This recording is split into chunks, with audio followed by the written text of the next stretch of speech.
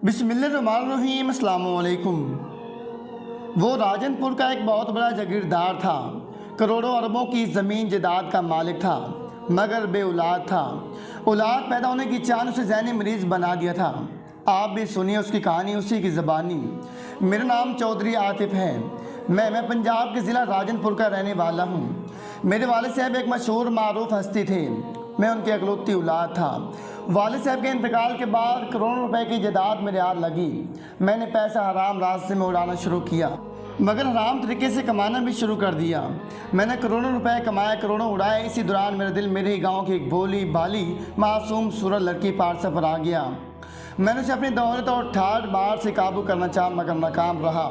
तो मैंने दूसरा पत्ता खेला और उसके घर रिश्ता भेज दिया, मगर शुमाई किस्मत कि अब भी वो मेरे जाल में ना आई थी। उसके वालिदैन ने यह कहते मुझे इनकार कर दिया कि तुम बहुत ऊंचे और मालदार घराने से हैं, जबकि हम सफ़ेद पोश लोग हैं। हमारे और आपके रहने सहने में ज़मीन आसमान का फ़र्क है। हम लोग अपनी बेटी तुम्हारे साथ रुखसत नहीं कर सकते। मैंने इलाके के मुअज़्ज़िज़ीन, मकामी इमाम, मस्जिद वगैरह से कहलवाया, उनकी बिरादरी के बड़े लोगों से कहलवाया, मगर वो लोग मेरी बातों में ना आए।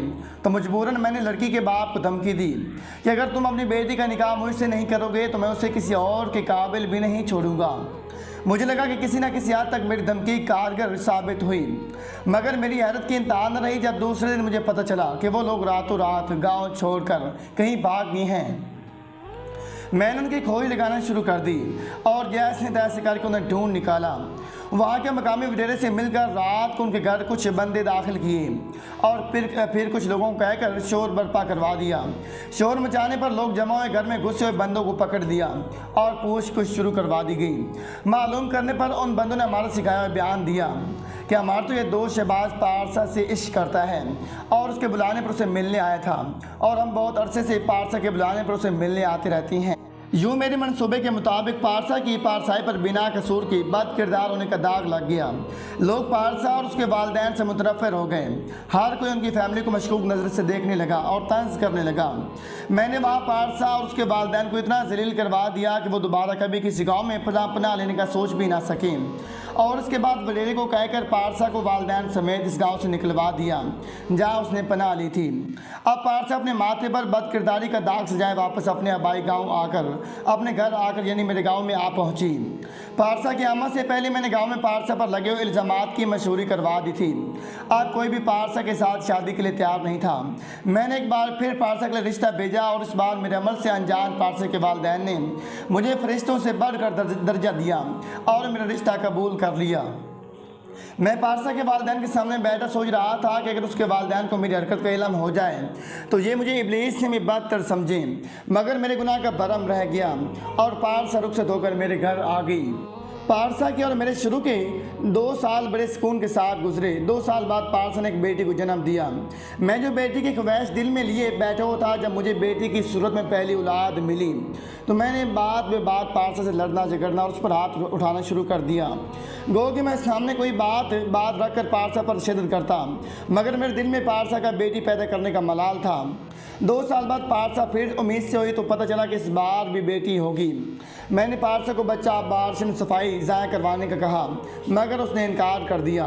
तो मेरा और पारसा का लड़ना झगड़ना बढ़ गया, यहाँ तक कि मेरी तशद्दुद और ज़हनी अज़ियत की वजह से पारसा ने एक मुर्दा बच्ची को जन्म दिया। गो कि मुर्दा बच्ची पैदा करने पर पारसा बहुत गमगीन थी, मगर मेरे दिल के किसी कोने में गम नहीं था। पारसा तीसरी बार उम्मीद से हुई तो इस बार भी माँ की कोख में मौजूद बच्चा बेटी ही थी। मैंने पारसा को अबार्शन पर मजबूर किया, वो ना मानी तो मैंने पारसा पर तशद्दुद के साथ पारसा को अज़ियत देने के लिए अपनी मासूम बच्ची पर भी तशद्दुद करना शुरू कर दिया। पारसा जैसे तैसे करके भी खुद पर मेरा तशद्दुद तो बर्दाश्त करती रही, मगर अपनी 4-5 साल की मासूम बेटी पर होने वाले जुल्म सितम ना बर्दाश्त कर सकी और अबार्शन पर राज़ी हो गई। डॉक्टर ने अबार्शन से पहले बता दिया कि अगर यह बच्चा ज़ाया किया तो उसके बाद दोबारा पारसा कभी माँ नहीं बन सकेगी। पारसा ने मेरी मिन्नत से इबादत की, मेरे पाँव पकड़े, मगर मैंने बात नहीं मानी। मजबूरन पारसा की कोख एक बार फिर खाली हो गई और इस बार हमेशा हमेशा के लिए खाली हो गई। पारसा वीरान सी नज़रों से सबको देखती रहती। मैं लड़ता झगड़ता मारता पीटता तो कोई इजहार ना करती। अलबत्ता जब उसे अजियत देने के लिए मैं बच्ची पर हाथ उठाता तो वो दौड़ कर बच्ची को मुझसे छुड़वा कर सीने से लगा लेती। अब मेरी आदत बन गई थी कि मैं पारसों को अजियत देने के लिए अपनी मासूम बेटी पर तशद्दुद करता। यहाँ तक कि एक बार पारसा को अजियत देने के लिए मैंने बच्ची का गला दबाया हुआ था। पारसा बच्ची को मेरे हाथ से छुड़वाने के लिए दीवाना वार तड़प रही थी। मेरा ध्यान बच्ची से हट गया। मैं पारसा की तड़प का मज़ा ले रहा था। ना जाने कब मासूम बच्ची के गले पर मेरा दबाव बढ़ा और उसने तड़प कर जान दे दी। अपनी आखिरी औलाद की मौत के बाद पारसा बिल्कुल पागल हो गई। मैंने पारसा को तलाक देकर उसके वालिदैन समेत गांव से निकलवा दिया ताकि वो किसी के सामने रो धो कर अपनी मासूमियत साबित ना कर सके, और खुद दूसरी शादी कर ली। मैंने दूसरी शादी से तीसरी और तीसरी से चौथी कर ली। यहाँ तक कि मेरी चौथी बीवी ने भी मुझे नामर्द करार देते मुझसे तलाक ले ली। आज कोई भी औरत मुझसे शादी के लिए तैयार नहीं थी और मेरे दिल में बेटा पैदा करने की ख्वाहिश बदरजा अतम मौजूद थी। आखिरकार मैंने बाजार हुसन से एक लड़की को खरीद कर उससे निकाह किया, मगर उसके बतन से भी औलाद हासिल नहीं कर पाया। मैं औलाद की चाह में आधा पागल हो चुका था। बाजार हुसन से खरीदी हुई बीवी ने मेरी आधी जायदाद अपने नाम पर करवा ली थी, जबकि बाकी की आधी पर नजरें जमाए बैठी हैं। दूसरी जानिब मेरे चाचा साथ भाई भी मेरी मौत या फिर मुकम्मल पागल होने के इंतज़ार में बैठी हैं ताकि कुछ न कुछ बच्चा कुचा उनको भी मिल जाए। और मैं हूँ कि मेडिकल तरीके से इलाज करवाने के बावजूद पागल होता जा रहा हूँ। औलाद पैदा करने की इच्छा बढ़ती जा रही है। वो लोग अब मेरी हालत देखकर मुझ पर कह के लगाती हैं जो कभी मेरे सामने नज़र उठाकर बात करने से भी डरते थे। अब मैं चाहता हूँ कि अल्लाह सिर्फ एक बार मुझे औलाद दे दे, चाहे बेटी ही दे, मगर शायद अब ऐसा होगा नहीं और मैं इसी ख्वाहिश की तकमील में पागल हो जाऊँगा और किसी पागल खाने में लावारिस पागल की मौत मर जाऊँगा। मैं अपनी कहानी में हर मर्द को नसीहत करता हूँ कि औलाद अल्लाह की अता है। इसमें बेटा हो या बेटी पैदा करने पर औरत का कोई इख्तियार नहीं, और किसी भी लड़की को अगर अपना लो तो फिर कभी उस पर जुल्म ना करो। वो चम्मच और प्लेट की मदद से डुगडुगी जैसी आवाज़ पैदा करके अपनी बेटियों के सामने अपनी बीवी अफशान शर्जील को मजबूर करके नचा रहा था, और नाचते हुए अफशान शर्जील के सामने उसके बचपन के मनाजिर घूम रहे थे। 5 साल के अफशा के सर में दर्द है, जिसम बुखार की वजह से तप रहा है।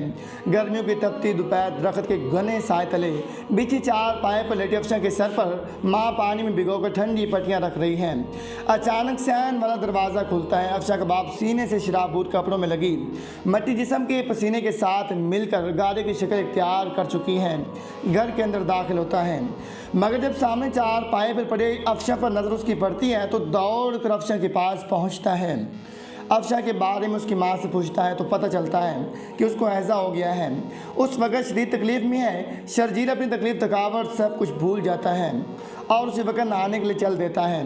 बीवी लाख मना करती है, इतने पसीने में ना नहाओ, बीमार पड़ जाओगे। मगर आंसू ज़ब्त करते हुए कहता कि मेरी बेटी मेरे लिए अल्लाह की रहमत है। मैं अल्लाह की रहमत और अपनी बेटी को तकलीफ़ में कैसे देख सकता हूँ।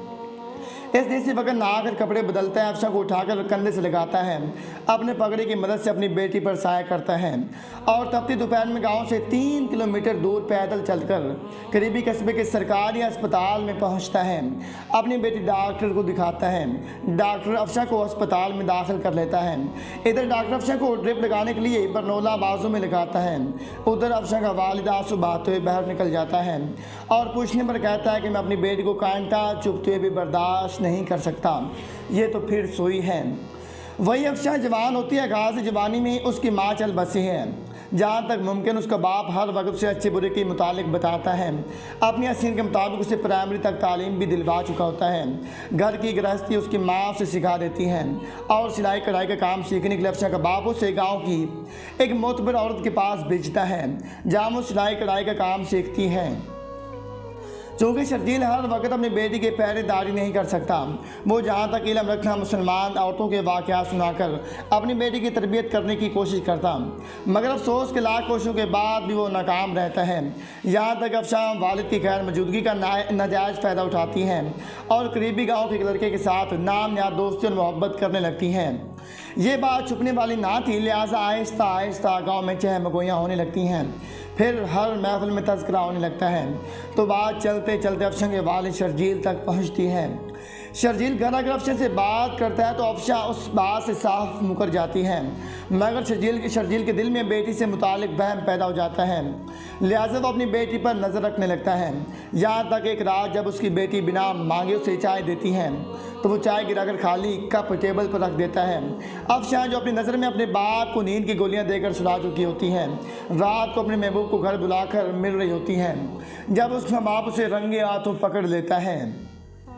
अफशा का बाप ज़ाइफ हो चुका है, लिहाजा अफशा को मालूम उसका महबूब उसके बाप से ज़्यादा ताकतवर है। वो अपने महबूब को कहती है कि तुम भाग जाओ, इसे मैं संभाल लूँगी। लिहाजा आके भाग जाता है। अफशा का बाप बिना कोई बात किए कमरे में आ जाता है। बिना किसी शर्मिंदगी के आसार किए अफशा भी अपने वालिद के पीछे कमरे में दाखिल होती हैं और वाज़िह अल्फाज में कहती है, जब तुम हकीकत जान चुके हो तो मुझे आकिब के साथ ब्याह दो वरना पछताओगे।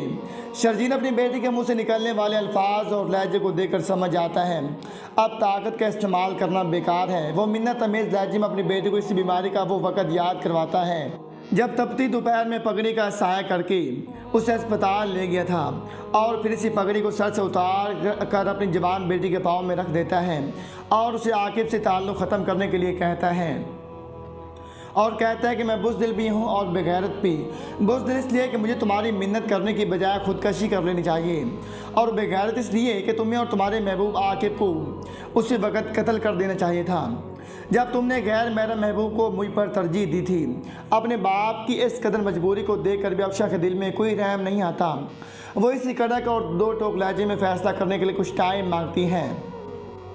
इसी दौरान अफशा किसी न किसी तरह अपने महबूब से रब्ता करके उसे सारे हालात बताती हैं और महबूब के कहने पर वक्ती तौर पर अपने बाप की बात मान लेती हैं और आकिब से कहती है कि तब तक वो कहीं रहने और निकाह करने का इंतज़ाम कर ले ताकि घर से भागने के बाद कोई मसला ना हो। साथ उसको यकीन दिलाती है कि मैं किसी भी वक्त तुम्हारे साथ घर से भागने के लिए तैयार हूँ।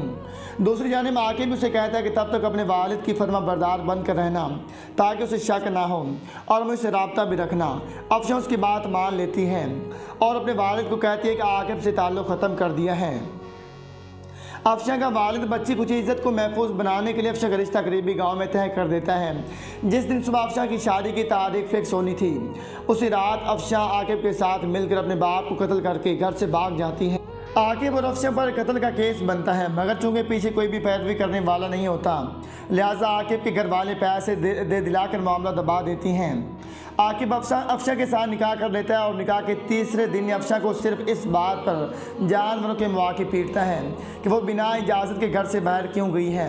आहिस्ता आहिस्ता ये मार पीट बढ़ती जाती है यहाँ तक कि रोज़ का मामूल बन जाता है। अफशा इसी दौरान एक बेटी को जन्म देती है। बेटी की पैदाइश के बाद अफशा पर जुल्म बढ़ जाता है। अब आकिब अफशा के किरदार पर शक करने लगता है।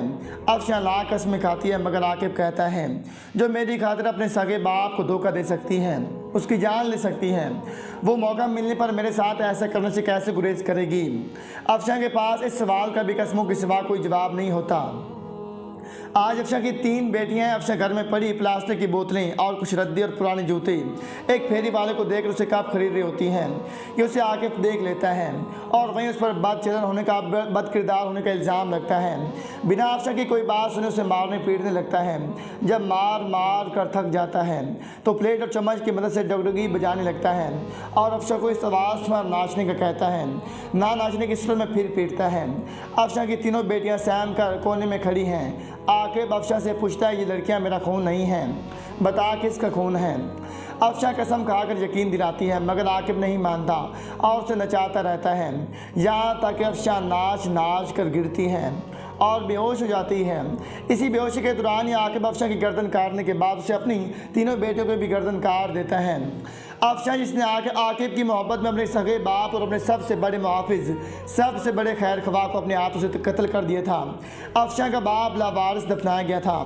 आज इसी अफशा को कत्ल कर दिया गया था और उसका भी कोई वारिस नहीं बना। उसे और उसकी बेटियों को भी गैर महरमों ने कब्र में उतारा है। अफशा और उसकी बेटियों को कातिल पकड़ा जा चुका है मगर जल्द या बदीर ये केस भी ख़त्म हो जाएगा क्योंकि केस की पैरवी करने वाला कोई नहीं है। अफशा ने जो किया उसका सिरा पा लिया मगर इसकी कहानी में आज की लड़कियों के लिए इबरत है जो अपनी नाम निहाद मोहब्बत के लिए अपने वालदैन या अपने वालदैन की इज़्ज़त और तरबियत के जनाजा निकाल देती हैं। अल्लाह ताला हम सबको नबी करीम सल्लल्लाहु अलैहि वसल्लम के बताए हुए अहकामात के मुताबिक ज़िंदगी बसर करने की तौफीक अता फ़रमाए। आमीन या रब्बुल आलमीन। जज़ाकल्लाह।